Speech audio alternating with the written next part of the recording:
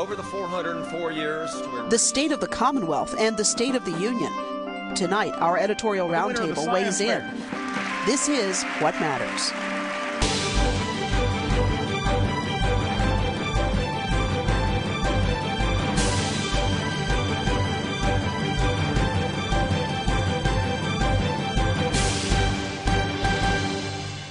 Good evening, I'm Kathy Lewis. Payday lending, government reform, privatizing liquor stores, and wait for it, transportation. They're all on the agenda at the Virginia General Assembly, which is in the midst of its 45-day session. And joining us this week to talk about laws in the making, or maybe not, the Virginian Pilot's editorial page writer Christina Nuckolls, who covers the General Assembly.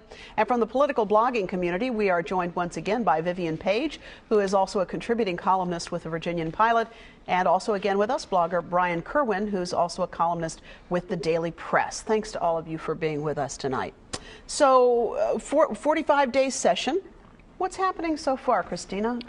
Not a whole lot. It sounds like it's just a collection of reruns. Every bill, you pretty much already know what's going to happen to it because you've seen it before. So you look at that bill and you say, well, the House is going to kill that bill, the Senate is going to kill that bill. It does feel like everybody's just going through the motions and counting down the days until it's all over. So the House controlled by Republicans at the moment, the Senate controlled by Democrats. And of course this is an election year, which may explain in part some of that. Year, and so everyone is a lot more concerned about their own political survival than they are about the survival of any particular bill this year. Now, Vivian, you say that you have noticed in this session some governance, some actual governance. They're trying. You do see some stuff where they set aside politics and actually come together on issues. Now, that doesn't mean that we're actually getting anything done. But what we are seeing is, for example, when we had Bob Marshall stand up with Bob Marshall, very conservative delegate yes, from absolutely, yeah, and Senator Don McEachin, who is very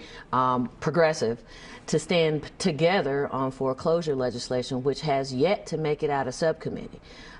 So it's going to be heard again here shortly. And what's the sort of the content of the bill on that? Well, there's 4 or 5 different bills that are related to foreclosure and the issues surrounding foreclosure, notice issues, timing issues. Some of them they're just all over the place, but they're all related to helping citizens who are facing foreclosure in one form or another. And so when you've got people crossing the aisle to come up with bills that are for the good of the citizens, then that's putting politics aside, and that's actually showing a little governance. Governance, of course, would be great if we could get them out of committee and get them passed. Well, there you have it. Brian, what do you think? I've noticed exactly the same thing, and I'm surprising. Now, I'm not going to say it's going to last all session, because when the budget comes around and we start getting into February, maybe we'll see more political posturing, but I'm not seeing a whole lot of it in the early weeks of the session. And in election year, you usually are, especially when, people are saying, we'll take back the Senate, and the Democrats are saying, no, you're not. You'd expect a lot more of this, and it's not on the floor yet. So what do you think's going on with that? My only guess is people want to know where the districts are going to be drawn before they start throwing pitchforks at each other. Okay. And nobody's really sure who's going to be redrawn into somebody else's district and what the majority is going to do to the minority. And then I think, and it's kind of gotten them, they're holding their fire because they don't know what they're dealing with. But this also shows who really has the power. If Republicans and Democrats are joined together and they can't get it out of the subcommittee, who's really in charge? The bankers are in charge of that bill, and they're not going to let it ever get out. And so bipartisanship, everyone feels really good, but who's in charge? The people who have the money. Well, and that's exactly why we can't get the payday lending bills done. We have people on both sides of the aisle who are supporting payday lending, another one of those issues. Payday lending reform, Payday lending reform, and we can't get the bills out of subcommittee. So there is no doubt. The bankers have, the lobbyists and the bankers are the political contributors are the ones that actually have ultimate control. Wow. So this is an interesting point because we have a 45-day session. It's not a great deal of time to get work done. You wrote some interesting ideas about 6 things you'd like to see done with the legislature, and one of them was to pay legislators to actually go to Richmond and make it a job. Yeah, I called it the Get What You Pay For Act.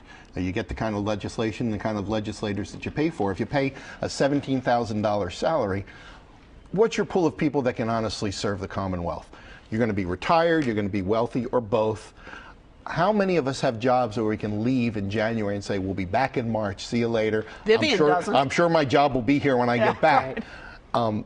I'm not for making the session any longer. I don't need a full-time legislature to serve like Congress. This isn't Congress. But I do think you have to pay significant salaries to the people that are there so that you can attract the kind of people to say, yep, I'm willing to set aside my career and my job, serve the Commonwealth, and come back later. And I won't have to worry about. And another thing, we all know about the Phil Hamilton story and the problem with him trying to find other employment and secure other employment. Former delegate from Newport News. Former delegate from Newport News. And a lot of people have this issue. Well, they're all voting on legislation that deals with careers that they're actually in because they need another job to pay the bills. You can't raise a family on what the General Assembly pays. You need another job. This would eliminate that kind of thing, and you could really have some real, honest, firm conflict of interest laws when you're saying you're making enough that you don't need another job. That solves one part of the problem and leaves another problem, which is that 45 days is not enough time to get the work done. It's not enough time now. It's not going to be enough time if you pay them more money. We still have the issue of the fact that those folks go up there and who ends up writing the laws? We're back to the lobbyists having control. We're talking about unelected bureaucrats who have the control. If we don't lengthen the session, and it doesn't necessarily have to be full time, but we do need to lengthen the sessions so that stuff gets done. And we're not stuck with half-done, half-baked ideas. We're not stuck with things going on cycle after cycle and never being resolved simply because there's not enough time. And where is this issue? I mean, has this been discussed before, Christina? Even the most incremental pay increase is done in the dead of night, if it's done at all. And so to have that kind of substantial increase in funding for themselves, particularly in a year when they've been cutting mental health in public schools, is not going to happen. But there's a larger philosophical issue. Right. I don't believe, given there are enough people who have other jobs that they don't want to give up, that there's going to be an effort to expand the session, even though there clearly is a problem. Unfortunately, I mean, you have to look at Congress and say, is that a superior system? Mm-hmm. Are the lobbyists still writing the bills, even though they are full-time? And they certainly get paid a lot more than our state legislators. I agree with Vivian on the problems. I'm not 100% sure that this will solve it. And we should note, I think this is very interesting, and a lot of people probably don't realize this, that a delegate gets paid $17,000, a senator gets paid $18,000, but it's actually, they also get an office allowance within that. So probably a delegate, if you added in this office allowance and assume that they keep it, which many of them hire people to manage that, or to manage their offices, you're looking at 36. So a max of 36 is what we're talking about. And Brian, I think you said earlier before we got started that you thought about 50,000 would be might be a good figure, or was that you, Vivian? I can't remember. 50 was yeah. I was thinking 50. Kind of in that range. I'd go higher. Yeah. But Christina's right. If they want to add add a little bit to the per diem, there's a big fight. So, absolutely. But this isn't. I don't propose reforms for the benefit of the reformed. So.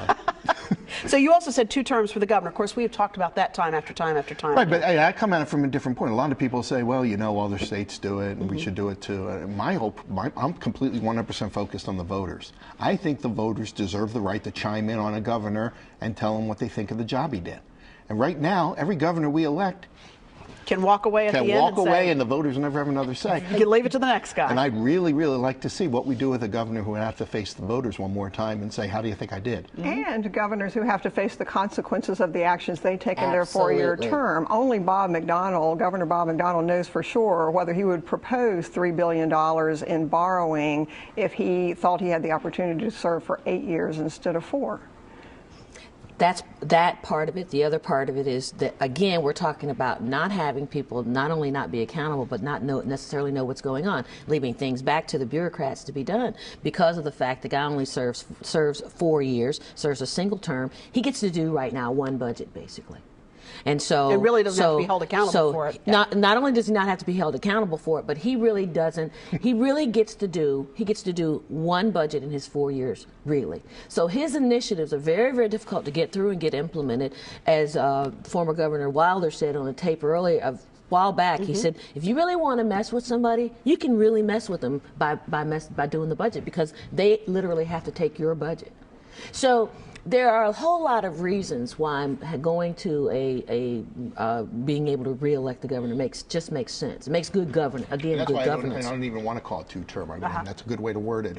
A chance to re-elect the governor. Make him face the voters one more time. Do you ever see this happening? No, because there are 140 people in Richmond who all fully expect to be governors someday, and so they are never. They want to keep the revolving door rolling. And they also are unwilling to share power, because one of the issues has to do with the fact that they feel like the governor in Virginia has more power than he has in other places. Power for what, I haven't quite figured out, except for the appointments to education. But that's part of the issue.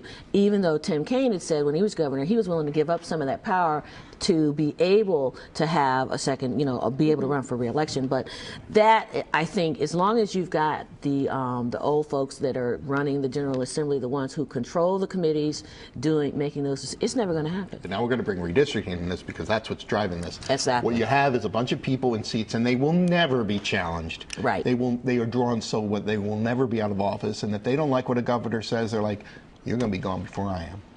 Right. And they can wait 4 years until another governor comes in. Is anybody going to lose a seat in this redistricting, do you think, Christina? I guarantee it. Yeah. Absolutely. Some of it is just inevitable because more seats have to move towards Northern Virginia, and because that's where the population is. Right. Exactly, and there are a lot of seats in Hampton Roads that are 15 and 20,000 short in voters. So not only will individual legislators lose seats, but the region will lose seats. So, So you think we will lose seats in Hampton Roads? I think there's a strong chance. It would take some very creative district drawing to preserve all of the seats. Anybody in Hampton particular, Roads. any district particularly you think is in jeopardy? Well, if you look at the Senate districts, you have Yvonne Miller, Mamie Locke, Ralph Northam, Jeff McWaters, Frank Wagner. All of their districts are lined up. They're all short on people.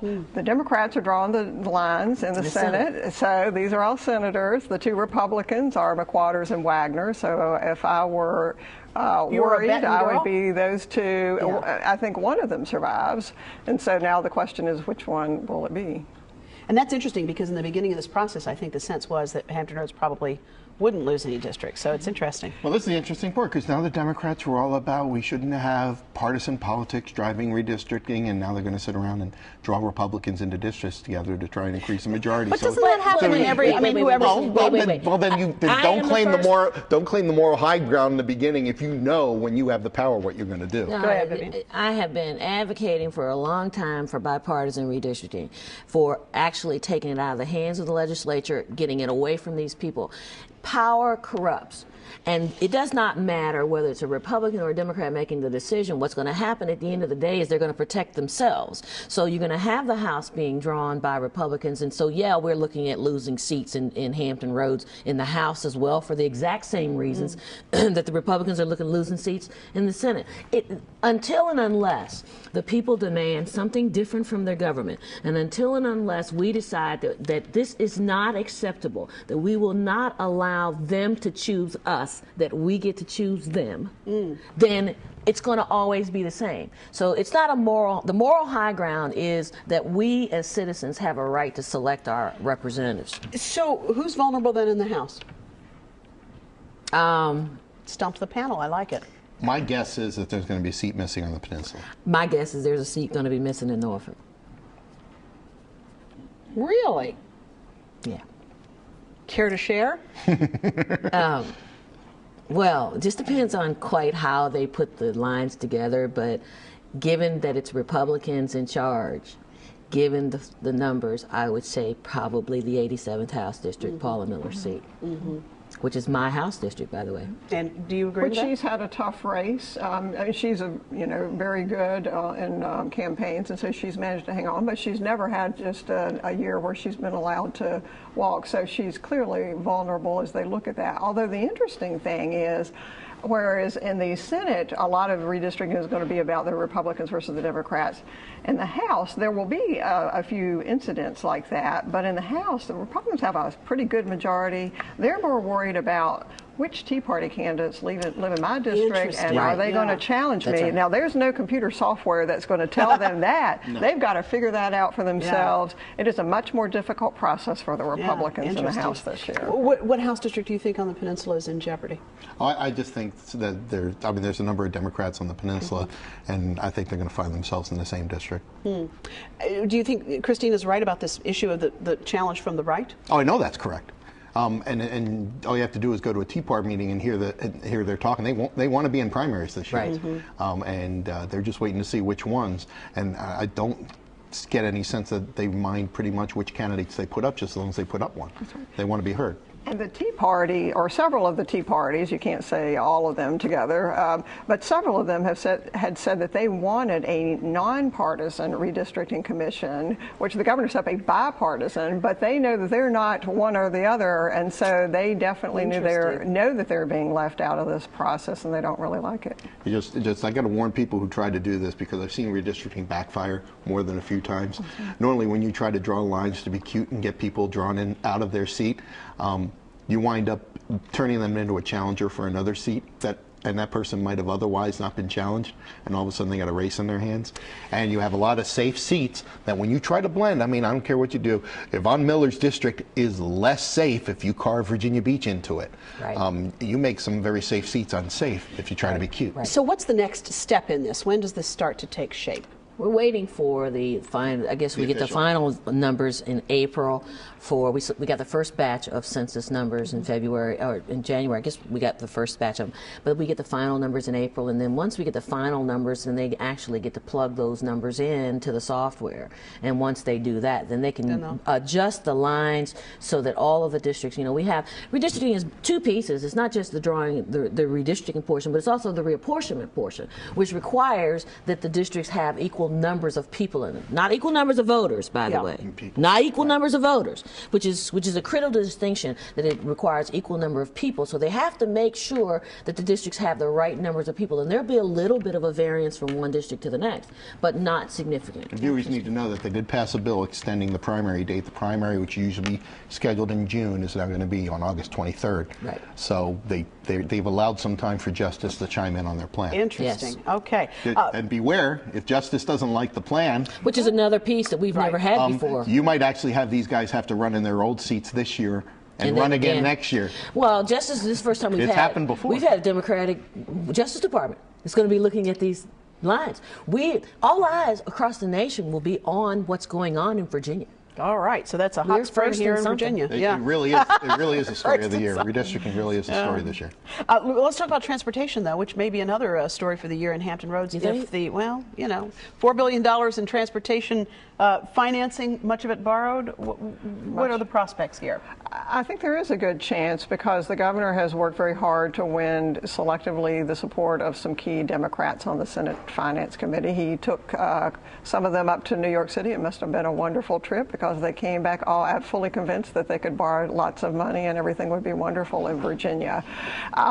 So he's got a lot of transportation groups that are supporting, a lot of business groups that are supporting him. A lot of the advocacy groups do believe that we're backing into a tax increase, and since they wanted that anyway, they've now concluded, after all these years of trying, the only way is to go ahead and borrow a ton of money and then come back and fix it later. So that's, but one way or the other, I think there's a good chance that a lot of that, if not all of it, will pass. And of course, he talked about the Midtown Tunnel, and that certainly is the big project here in Hampton Roads. Brian, what do you think are the prospects on this? I never thought anybody get all excited about bonds that got passed in 2007 anyway. This is an acceleration of bonds the General Assembly already approved. And it's a way to kickstart things now. And whether or not a tax increase is needed later, we'll find out later. I do know that even in poll after poll, still today, an overwhelming 2/3 of people say, don't raise my taxes for roads. This isn't, transportation's not been, I mean, look at the 2 times we raised taxes for transportation. They both happened by governors who campaigned specifically on not raising taxes. So you almost have to, you almost have to not You almost have to not tell the voters what you're going to do when you come along. And is that do it. why we're doing it this? I mean, is that, Christina, why you said you were sort of backing into this? Because they've tried everything else. I mean, basically, communities and business groups have been starved into submission, and they're willing. A few years ago, they would have said, you know, we have to pay for this. Yeah. And it is true that some of the bonds most of the bonds had already been approved, but we're going to issue them at twice the rate that they had intended. So it's the timing. Right, it's an the timing is the issue. Absolutely. So there has been, and Christina, you wrote a bit about this, some fallout from the Giffords case, the Tucson tragedy, in the General Assembly when it comes to the issues of security for delegates and senators, of course, and also gun control, because that has kind of reshaped that argument. That's right. There is a bill this year that would increase security and not allow guns in the state capitol and the General Assembly building. We talked about this on the radio. Some people were really shocked that there were guns allowed in there in the first place. If you've ever been there, people wear them openly. Yeah. And so that's part of the whole culture of the legislature as you see this going on. And it is weird compared to most public buildings where you go, but it is part of the process. There are always a ton of gun bills every year. And this really is a year about the status quo, so I don't expect to see any big changes in either direction. So it is a lot of playing defense for both gun control and gun rights groups. I totally agree. I really don't see the connection between the Tucson shooting that happened in a shopping center and what happens in the state legislature building, but I mean, they both involved a gun, so I guess that's it. It's about security. Yeah, and I think that some of the families that were there on behalf of gun control legislation were drawing that connection when they went. What about we know that George Allen now is declared for the Senate.